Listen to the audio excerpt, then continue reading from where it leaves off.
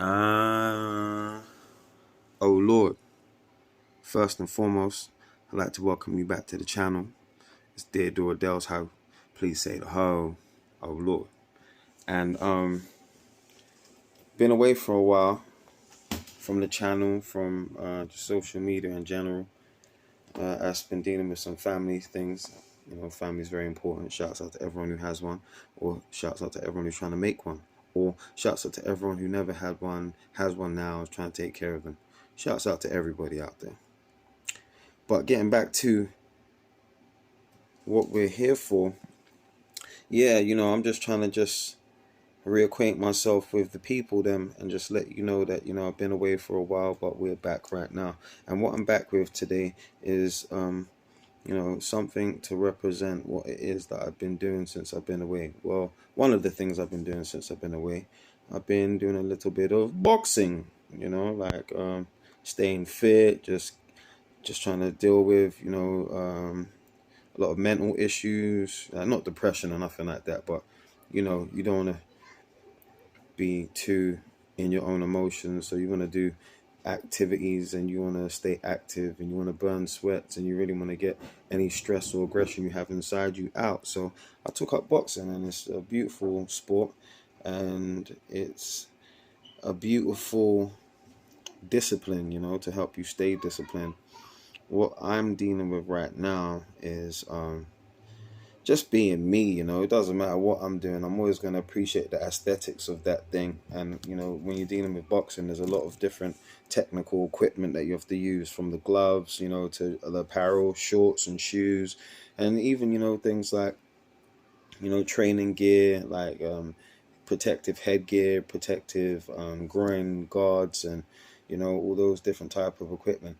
It takes a lot of time and effort, and one of my favorite things in life, craftsmanship.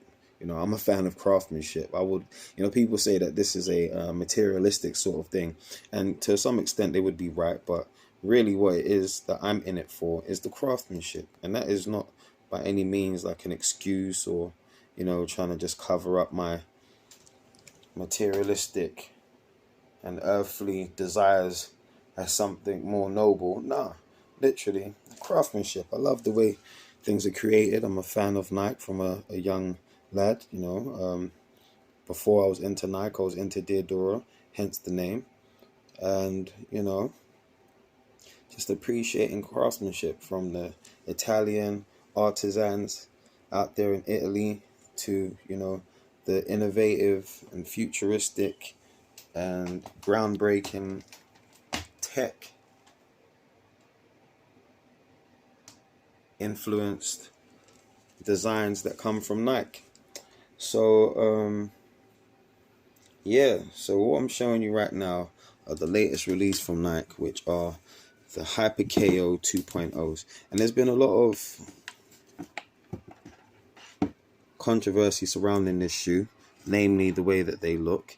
And I just want to touch on 2 points. Shouts out to Fit to Box, OG in the game in terms of boxing equipment reviews and anything boxing related, really.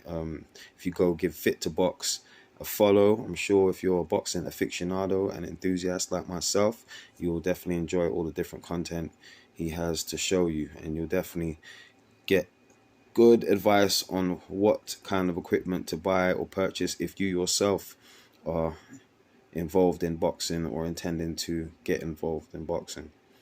But yeah, so this shoe, in terms of the fit, is what I want to address quickly. Is they're not true to size shoe. I generally wear UK 9 in Nike, and in this shoe and the Hyperko 1, I had to go a size up. Not a size up, a half size up, sorry. Fit to Box, he instructed that people go a whole size up. And I would agree with him, but before you do so, and that's if you get a chance to try these on before you buy them, and I doubt you will in this climate of buying shoes where everything's coming online, I would suggest that you maybe go a half size up only. And only because the guy on the phone at Geezer's Boxing, shout out to Geezer's Boxing, he advised that I go up a half size, because the fit, you got to understand, is a Flyknit fit. And if you know about Flyknit weave, this is really like a sock. So how socks fit is not with like a whole space at the front. Your toe needs to be there, like not pressing up against this good quality plastic. I forgot what this is called. The mud guard, but not the mud guard, but the turn up, of the outsole, where the outsole turns up at the front. Yeah. So long as your toe's not smashing against that, your toe needs to be sitting right at the front and snugly fit inside these. So I actually only went a half size up, and they do fit me how I feel like they are supposed to fit. The only thing is when they come laced up, like with the factory lacing, and they are laced up. If you want to get them on your foot, you're going to have a lot of trouble if you leave them laced up, because what actually secures the laces is the caging.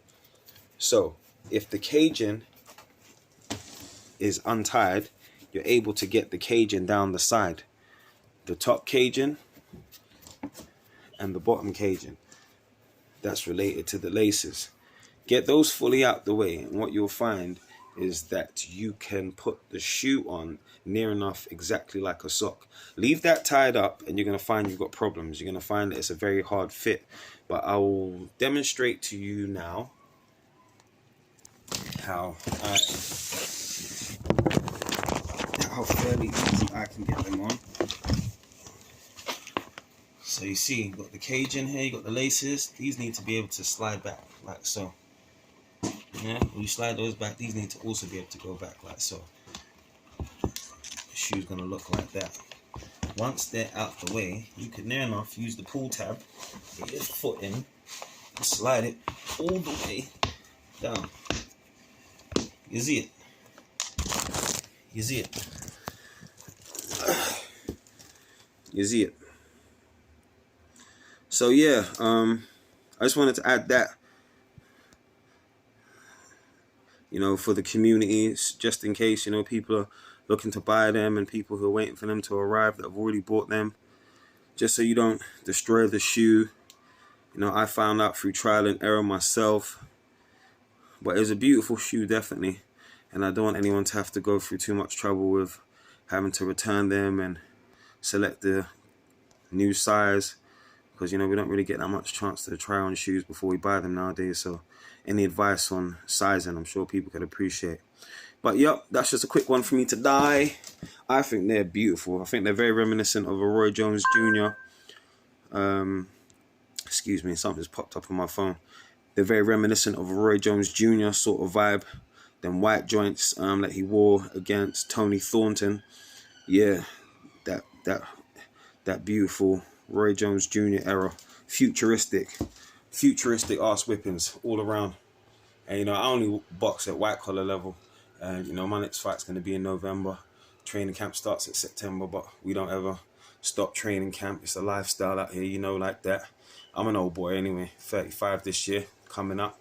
So yeah, this is just really an enthusiasm of mine, and as a man you should have an enthusiasm, as a man or a woman, especially for men and women going through mental illnesses, things like depression. Get out there, bust a sweat, bust your ass, and you might just feel better. You see it. But yeah, it's Dear Dora Dell's ho. Please say the ho. Oh yeah. Oh Lord.